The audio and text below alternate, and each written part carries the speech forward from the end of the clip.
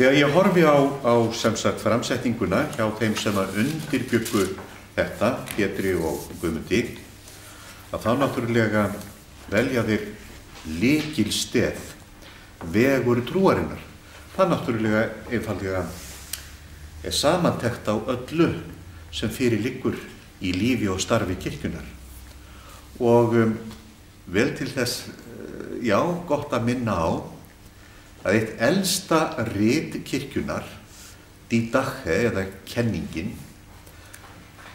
skrifuð sennilega mjög snemma og allavega til í fyrsta hluta annarar aldar, byrjar einmitt á því að tala vegferð og veg.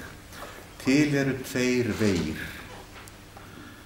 Annar vegur liggur til dauðans og hinn vegurinn liggur til lífsins. Eitthvað í þá veru segir í upphafi Didache eða kenninguna eins og það heitir. Þetta er fyrsta trúfræðsluritið sem við vitum að hafi verið notað í kristnum söfnuði. Og þar er talað kristna lífsýn og kristin lífsgrundvöll og dregið saman allt í hugtakið vegferð. Hvert ætlar þú að stefna með sjálfa þig og þitt líf og að maðurinn standi frammi fyrir vali. Hvað hann ætli að gera með lífsitt og tilveru og hvert förinni sé heitið. Og þetta er ákaflega gamalt stef því að allt frá upphafi vegferðar Abrahams frá Úr þá leggur hann að stað eftir köllun og fyrirheiti frá Guði eins og ritningarnar tala Og Abraham finnur fyrirheitna landi. Það er ein tákmyndin að loka takmarkinu sem eins og ritningin setur það fram. Það er fyrirheitna landi og svo framvegis. Þessi mynd fyrirheitna landið er Guðs ríki sjálft, það sem samhljómur ríkir milli Guðs og manna og við erum sem sagt á vegferðinni þangað. Þetta er hið kollektífa eða sameiginlega markmið okkar sem safnaðar og samfélags Guðs barna, en síðan á hver og einn einstakur sér sitt lokatakmark sem við tölum Og þetta er ekki einstakt fyrir kristindómin að tala einhverja vegferð eða lokatakmark. Öll trúarbrögð leggja fyrir áhangendur sína eitthvað mark sem þeir stefna að. Nú, meira að segja grísk heimspeki, hún hafði sem lykilþema, eitt af lykilþemum grískar heimspeki var leit mannsins að hamingjunni. Og það er eiginlega miklu nær grískri heimspeki að setja það á oddinn heldur en hjá kristinni trú sem einhvers konar lokatakmarki og komur nær af því seinna, betur af því seinna.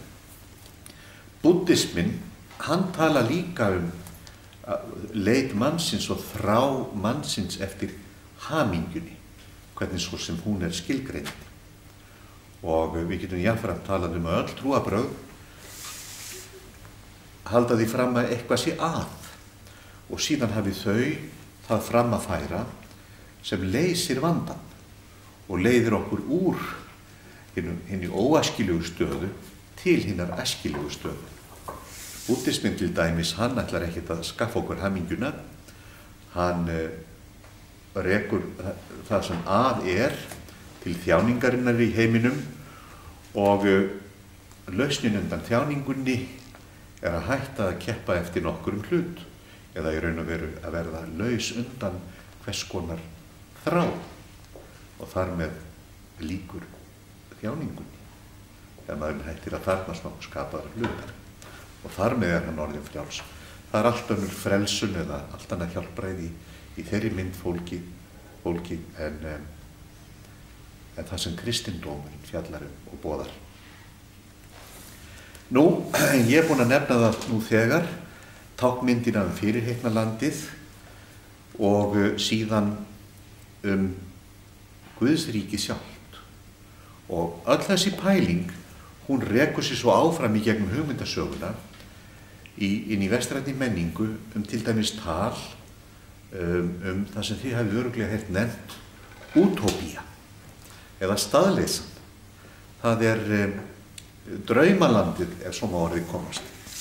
Það ástand og þá staður þar sem allt eins og það best getur orðið mögulega. Öllum líður vel, allir eru hamingjusamir og allt rétt og gott. Staðleysan, svo nefnda. Mörg verk verið skrifuð af slíkum í gegnum hugmyndasögunum, menningasögunum. En við ætlum ekki að tala einhverja útópíu, einhverja staðleysu. Við sem kristnið fólk, við tölum Guðsríki sem raunveruleika. Við tölum Guðsríki sem veruleika sem þegar farin að skjóta rótum í hjörtum okkar fyrir samfélag okkar við Jesú Krist.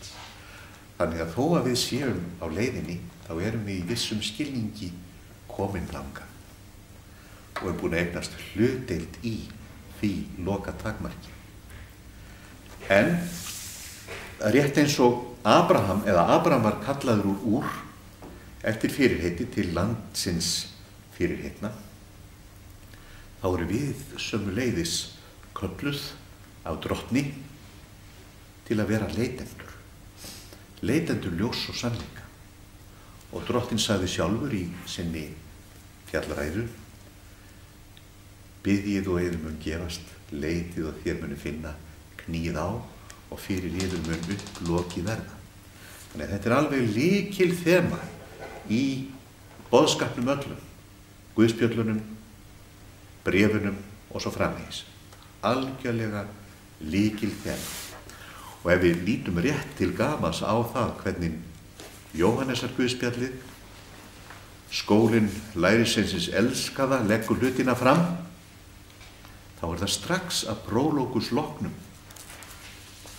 Fyrstu orð Jesú til lærisveinanna sem voru komnir að leita hins fyrirheitna lands, Guðsríkisins, þess sem koma skildi, fullir eftirvæntingar, hlustandi á Jóhannes skírara, hafandi tekið á honum skírn til iðrunar og endurnýjunar hugafarsins í árunni Jórdan. Þeir heyrðu Jóhannes mæla þessi óræðu orð sem þeir ef til skildu ekki þá einhvern ókunnugan mann sem þarna birtist: sjá Guðs lambið sem ber synd heimsins. Þeir fara í humátt á eftir honum, hann tekur eftir því að þannig eru menn að elta hann og hann snýr sér við. Og þetta eru fyrstu orð lausnarans í Guðspjallinu. Og við eigum að taka þau til okkar, persónulega. Því að orðin hans þá, þau eru gild enn í dag og þau eru til okkar í dag. Og hann spyr þá: hvers leitið þið? Hvers leitið þið? Og við mættum gjarnan spyrja á hverjum degi nákvæmlega: hvað það sem við þráum mest? Hvað það sem við keppum eftir? Í hvaða átt líf okkar að stefna? Kraftar, vonir, þrár. Og þeir vita ekkert hvað þeir eru að segja. Og hvað segir lítið barn og eitthvað ókunnugan sem það sér á götunni og forvitið hvað heitirðu? Hvar áttu heima? Þeir segja: meistari, hvar dvelst þú? Og hann skilur, þetta svo augljóst, og segir strax: komið og sjá. Komið og sjá. Og þetta það svar sem hrópar til okkar úr ritningunni, það svar sem frá Guði komið: tökum kalli Krists, fylgjum honum og við munum sjá, og augun munu ljúkast upp og við munum skilja. Fylgjónum og sjá, og þá fáum við svarið. Og svarið við spurningunum hamingjuna, svarið við spurningunum lokatakmark lífsins, svarið við stóru spurningunni: komið og sjáið. Og þeir voru með honum þann daginn og þeir urðu snortnir gagnteknir, bergnumdir. Andrés fer og sækir bróður sinn. Við höfum fundið hann sem reikningarnar tala um, Símon. Og svo framvegis. Og við Filippus segir hann, fylg þú mér.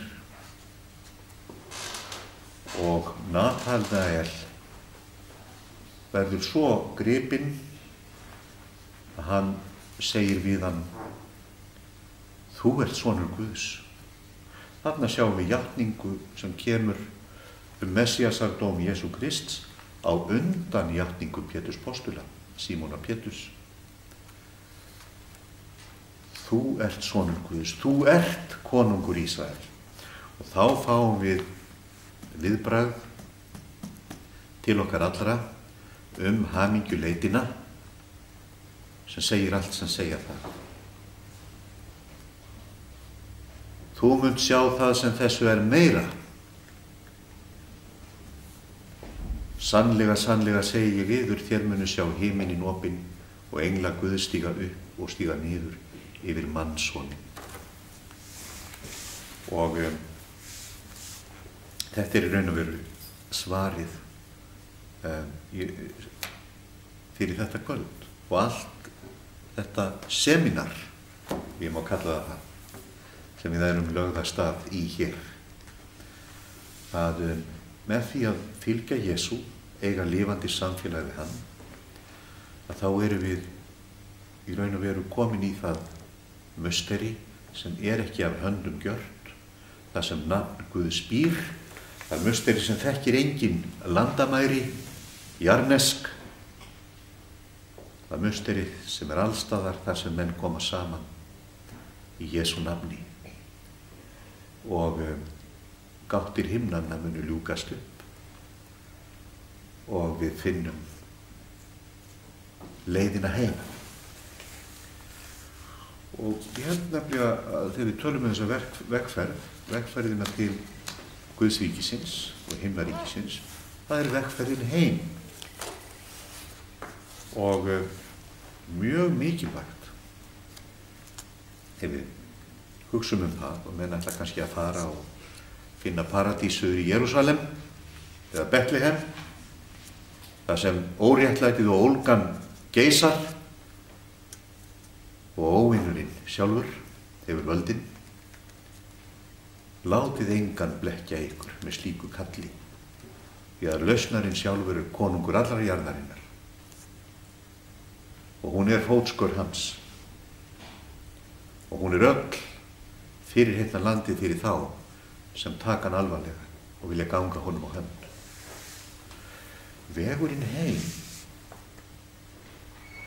hann nefnilega vegurinn ekki eitthvað norður, suður, austur og vestur.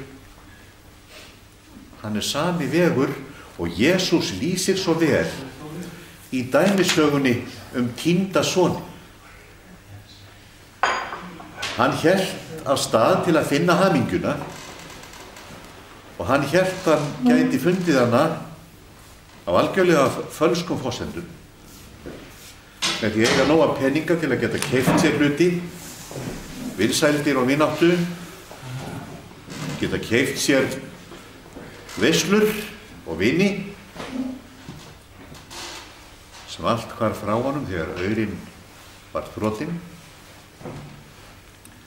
Og í drafinu hjá svínunum, þar kemur hann til sjálfsín. Þegar hann komin í algjör þrot, þar kemur hann til sjálfsín og vaknar til meðvitundar gæsku föðurins og hugsar, ég fæ nú ábyggilega, ef hann tekur við mér sem einn af vinnumönnum sínum, þá munum mér líða vel hjá föður minn, því hann að sönnu réttlátur og kærleiksríkur og hann snýr við og heldur heim. Þannig að vegurinn heim það sem að við erum í réttu sambandi og réttum samhljómi við föður okkar allra, föðurmóður Guð. Og maður þarf ekkert að fara eitthvað í ferðalag til að fara villur vega. Þannig að staður og stund, tími og rúm, allt þetta í Guðs hendi. Og líkingarnar eru fyrst og fremst tákn. Þannig það gjarnan á tungumáli trúarinnar. Þetta eru myndir og tákn. Og við skulum aðeins líta hér betur veginn heim og leitina miklu.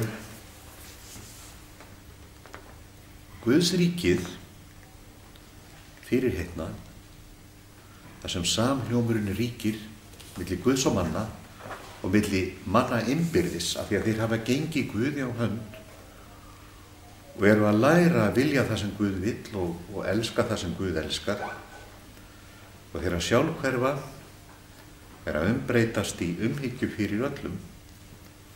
Þannig að við aðgreinum ekki velferð okkar frá velferð samferðarfólks okkar. Já, það er eitthvað allt annað en hyggja heimsins, þar sem hver reynir að skara að sinni eigin kökum. Og þar ríkir friður sem er ekki einhvers konar svefnfriður. Eirene segjum við á grísku og shalom á hebresku. Við skulum aðeins líta á þetta hugtak shalom. Hvað merkir það? Jú, það merkir ólgandi líf, og henni skapandi kraftar, þeir eru fjörugir og sprúðlandi af lífi og gleði og jafnvel átökum, en það eru glíma í velvild og góðvild, og það er glíma í lífsgleði. Velvildin er yfir og undir og allt kring, þar sem menn þrá réttlæti og vilja ekki gera náunganum mein. Shalom hefur aðra mynd, shalem, sem að ég held að myndi þýðast með þessu nýyrði sem ég kalla svo í nútímanum heilun. Að verða heill. Heill á hjarta, heill á líkama, og það sem samfélagið og samskipti verða heil. En ekki endilega svefnfriður. Og að Guð hafi alveg örugglega ekkert á móti því ef við njótum góðs svefnfriðar. Þá er þetta fyrst og fremst líf og sköpun og kraftur. Og það er það sem við stefnum til. En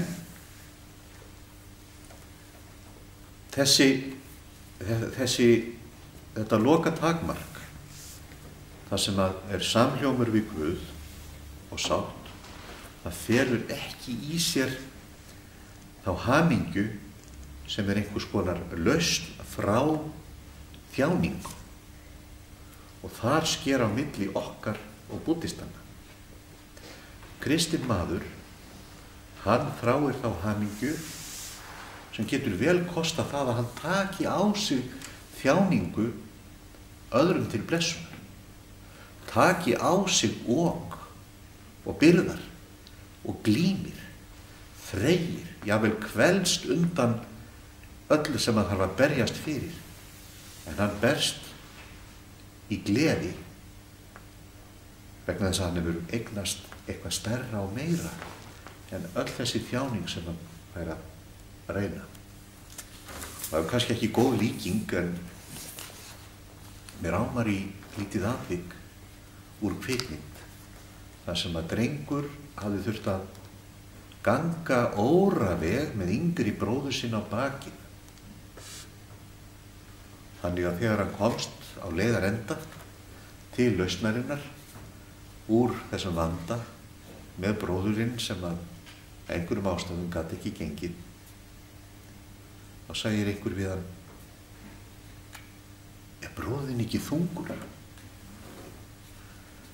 Og drengurinn svarar, ég segi það bara á ensku: no, he ain't heavy. He is my brother. Og þetta hefur mér fundist svona yndisleg saga. Það var bara fráleitt að hugsa það að bróðir minn væri þungur. Hann er bróðir minn. Ég ekki að hugsa hvort það er þungur eða léttur. Hann er bróðir minn. Og það er bara málið. Já, við skulum aðeins líta á í þessu samhengi örfá orð. Jóhannes 16:33. Það er úr skilnaðaræðum Jesú fyrir kross og upprissu. Þar segir hann þessi merkilegu orð.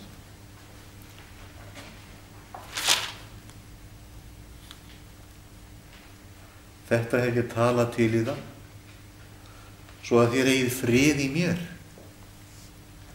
Hvað sem gengur á og hvað sem dynur á og er framundan, hvaða ósköp sem að yfirkoma, þá segi ég það ykkur þetta, svo þið hafið frið í mér. Í öllum látunum, í öllum ósköpunum, þá getið þið átt innri frið þrátt fyrir allt. Í heiminum hafið þið þrenging, en verið hughröst. Ég hef sigrað heiminn. Ég hef sigrað heiminn. Engu hjarta er hægt. Guð sleppir ekki hendi af börnum sínum, hvað sem á dynur. Verið hughröst, ég hef sigrað heiminn. Sá sem hefur kynnst þeirri elsku sem Guð birtir í Kristi, hann fær nýjan kraft og hann rís upp og hann heldur áfram. Hann finnur það að hann á þegar hlutdeild í þeim sigri sem er meiri en öll þjáning stundar og staðar. Þetta er hamingja, sann hamingja sem að felur í sér sorgina líka. Ég sá sem á þessa hamingju og þessa sigur gleði sem Krist gefur að eiga hlutdeild í sigri hans, hann grætur með grátöndum og hlær með hlæjandum. Og hann reynir að vera öllum allt. Því hann er genginn frá dauðanum yfir til lífsins. Og Kristur lifir í honum. Og hann hefur eignast nýja veru og nýtt líf. Já, sigurinn sem ekki verður frá honum tekinn. Heyrum örlítið hvað segir í fyrra Tímóteusarbréfi, sem frekar styrkir okkur í þessari sýn.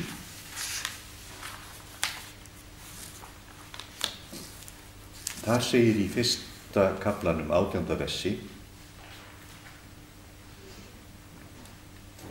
Það orð er satt og í alla staði þessi vert að við því sé tekið að Kristur, Jesús, kom í heiminn til að frelsa synduga menn, og er ég þeirra fremstur. Þarna talar maður sem hefur gengið Kristi á hönd, en er sér meðvitaður að áður en að það gerðist, hafði hann gengið á vegi ranglætisins.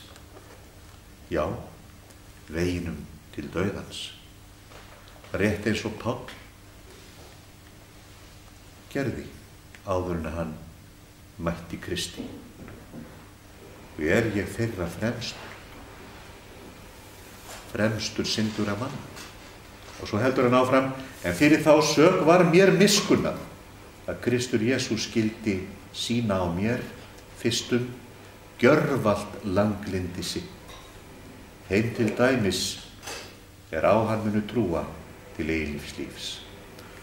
Og svo segir hér: konungi eilíðar, ódauðlegum, ósýnilegum, einum Guði sé heiður og dýrð aldir alda. Amen.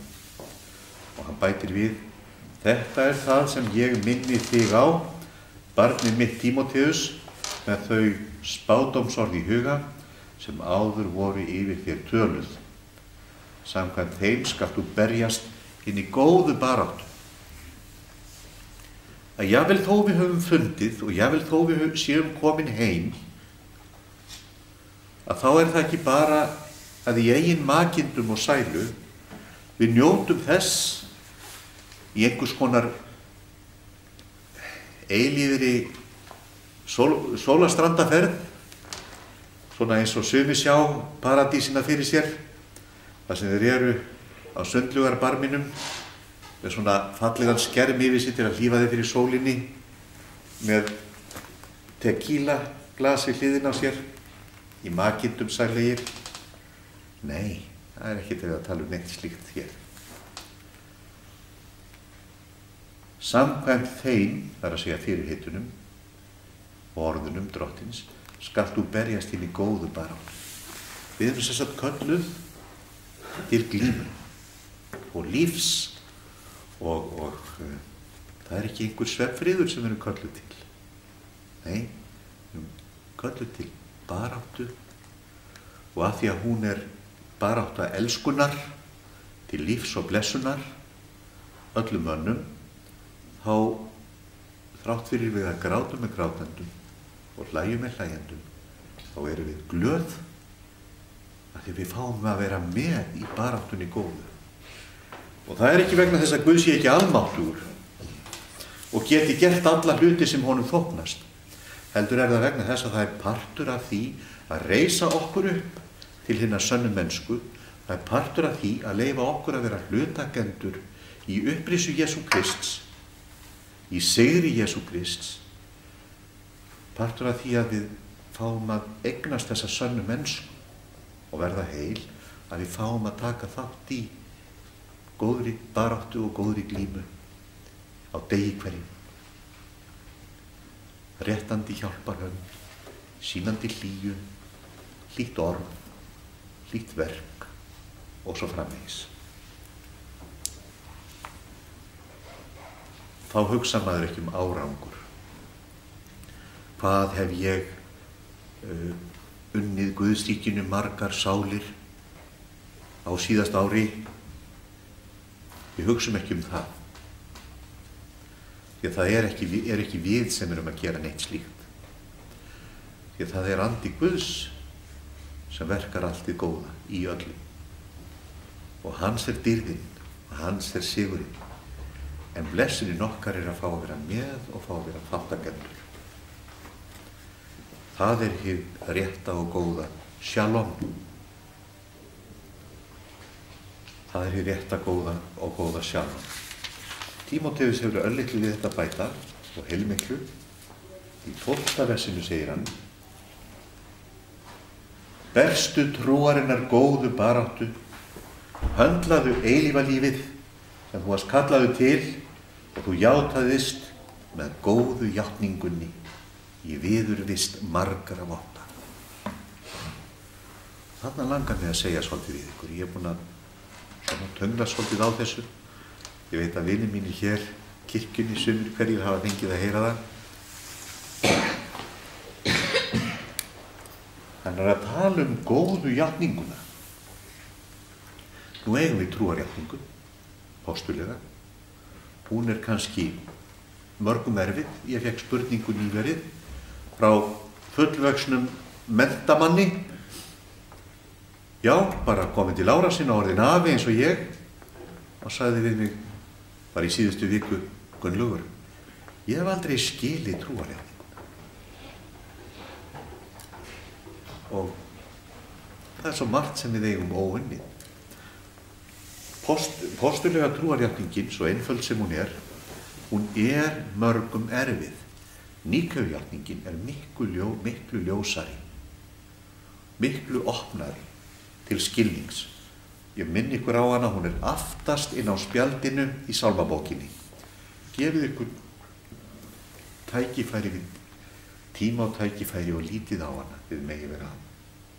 Hún má vera hluti af okkar guðrækni, okkar reglubundu guðrækni. En ég ætla að minna á það sem ég hef gert áður hér, að við höfum aflagt að fara með formála játningarinnar.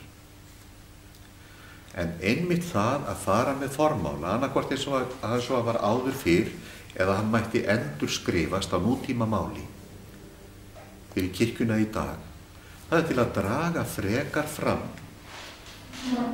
og undirstrika fyrir öllum sem taka þátt í slíkri játningu að við þurfum að lýsa því yfir fyrir okkur sjálfum og bræðrum okkar og systrum reglulega og oft standa upp í helgidóminum og gera það og segja: já, Guð minn, með þinni hjálp ætla ég að hafna öllu illu og því sem er eyðileggingunni merkt og velja hið góða fagra sem þú gefur okkur hlutdeild í trúnni. Maður er að lýsa, þetta er vilja yfirlýsing og stefnu yfirlýsing hvert við ætlum að stefna í lífinu. Það er vilja yfirlýsing hvaða veg við ætlum að ganga í lífinu. Hver vegferð okkar á að vera á degi hverju. Og ef við ætlum að vera andlegir pílagrímar, þó við förum ekki í ferðalög, heldur bara það sem erum stödd, þá þurfum við einmitt að minna okkur á reglulega. Fyrir hvað vil ég standa? Á hvaða vogarskálar vil ég leggja mitt lóð? Hverjum ætla ég að standa með og hverju ætla ég að standa gegn? Þannig að það heyrist og það finnist. Berstu trúarinnar góðu baráttu. Þetta er vegurinn sem við erum kölluð til. Höndla þú eilífa lífið sem þú varst kallaður til og þú játaðist með góðu játningunni í viðurvist margra votta. Og nú kem ég að hugtaki sem að er mörgum erfitt. Og við skulum fara á satt varlega því að það hefur verið reynst sumum erfitt og jafnvel prestum að þeir hafa hafnað þessu hugtaki. Telos er það á grísku og teleiotes eru hverjir? Hinir fullkomnu. Telos er sem sagt því loka takmark okkar í lífinu og við eigum að taka það alvarlega sem Jesús segir: við erum kölluð til þessa sem er ómögulegt nema með Guði og í Guði. Þá verður allt mögulegt. Ef við tökum hann alvarlega, þá opnast dyr og þá gerast hlutir og breytingar í samfélaginu okkar, á milli okkar, sem verður stórkostlegir, verður ný sköpun og við vöxum frá dýrð til dýrðar, frá ljósi til ljós, í elsku og öllu góðu. Teleiotes og telos. Þannig er það. Verið fullkomnir eins og Faðir minn á himnum er fullkominn. Hvernig getur Drottinn sagt þetta við okkur sem getum ekkert í þessa veru í eigin mætti? Ég ætla aðeins að, ég held að sé nauðsynlegt vegferðina að taka dæmi að þessu beint úr Guðspjöllunum, beint úr Mattheusi. Þetta snertir vegferðina. Þið þekkið þessa sögu. Ungur, ríkur, guðhræddur maður sem þráir að vera Guði þóknarlegur, þráir að stefna fram með sitt líf og gera hið góða. Hann hefur séð og heyrt til Jesú, trúir því að þarna sé sannarlega sendiboði Guðs og hann kemur til hans. Ég þekki þessa sögu. Þá kom til hans maður og spurði: meistari, hvað gott á ég að gjöra til þess að öðlast eilíft líf? Og eilífa lífið er samnefnari fyrir Guðsríkið, himnaríki og samhljóminn við Guð. Hvað gott á ég að gjöra til að öðlast eilíft líf? Og Jesús sagði við hann: hví spyrð þú mig um hið góða? Einn er sá hinn góði. Ef þú vilt ganga inn til lífsins, þá haltu boðorðin.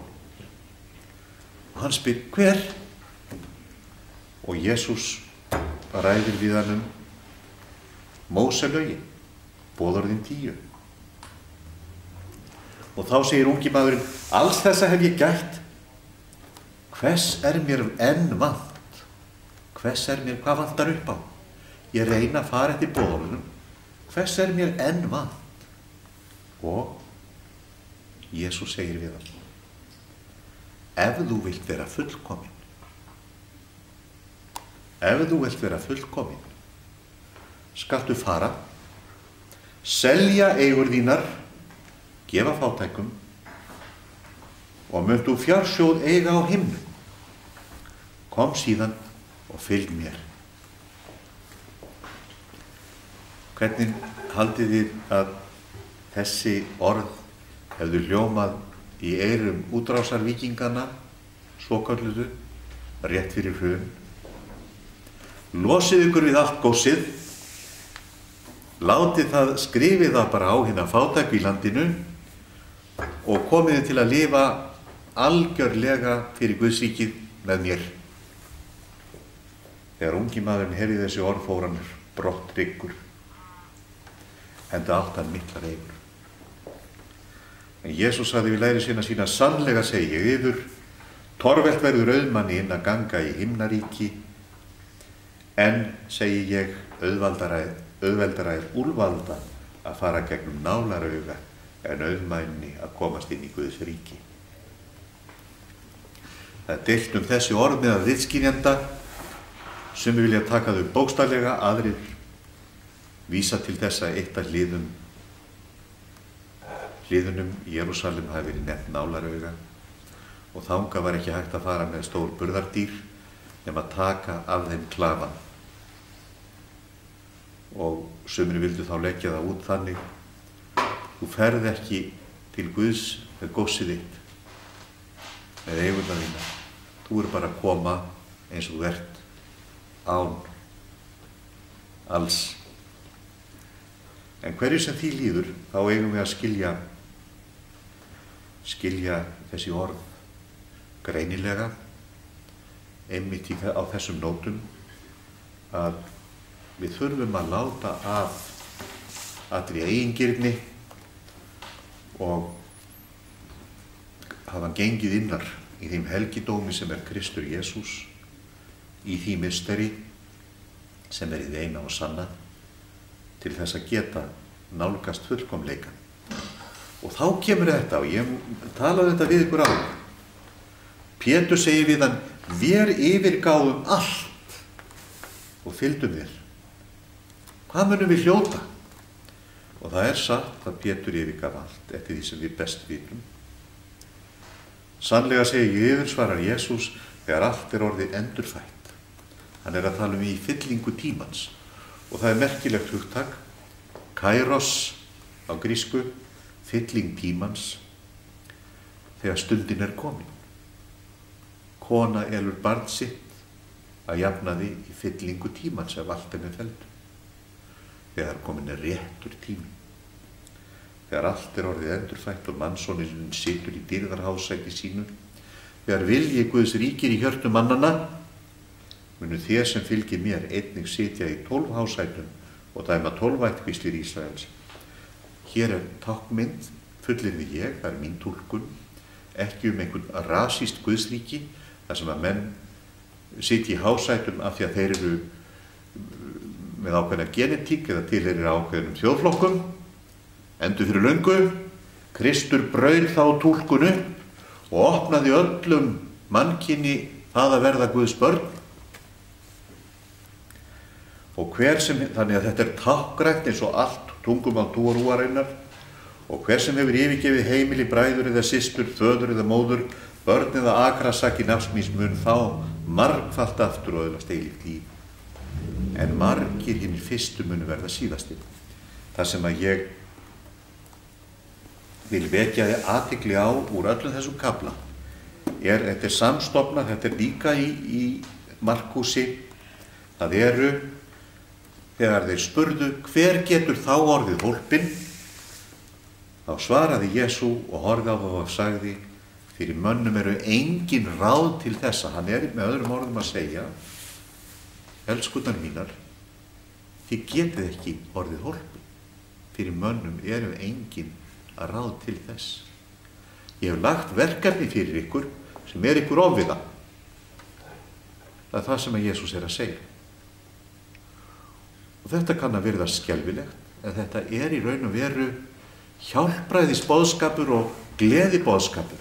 Því að hann bætir við, á grískunni það panta, gar, dínata, para tu þjó, sem þýðir en með Guði, þá það mögulegt.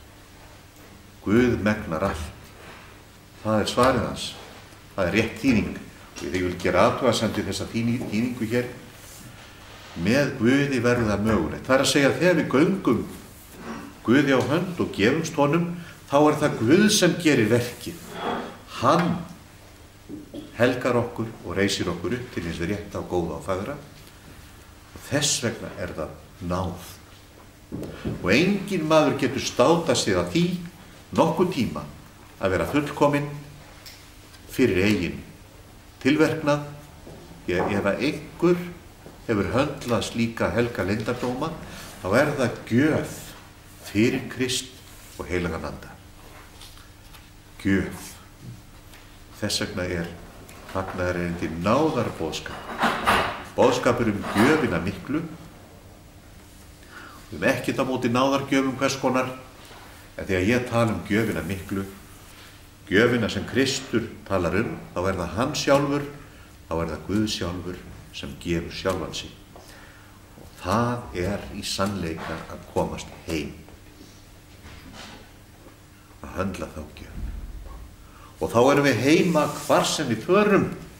Og Pétur fengi útkall á morgun og þurfti að fara til Afríku í einhver ósköp, þá hann heima hjá sér, af því að hann kominn heim fyrir Krist og í Kristi. Við skulum aðeins líta á rétt að lokum. Postulasagan 10:36.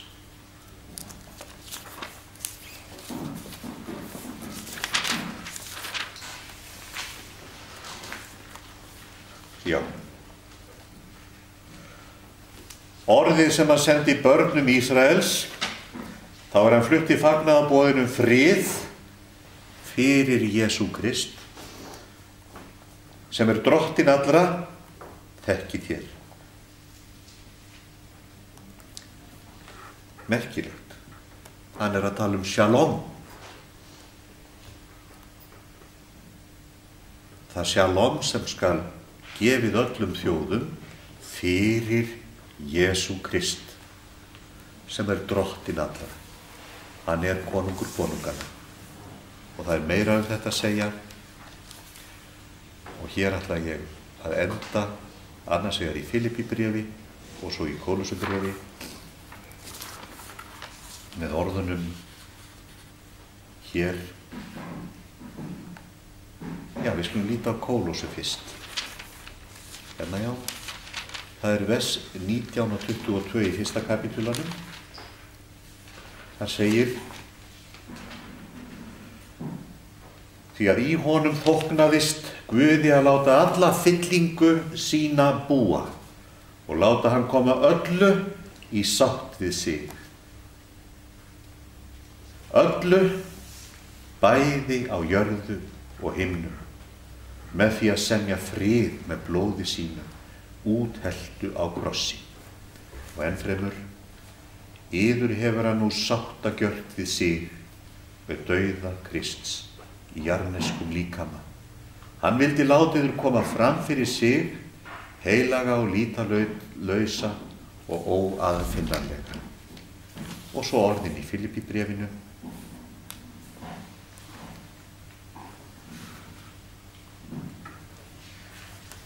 Og friður Guðs, sem æðri í öllum skilningi, mun varðveita hjörtu yðar og hugsanir í Kristi Jesú. Að endingu, allt sem satt, allt sem göfugt og svo framvegis, við þekkið það.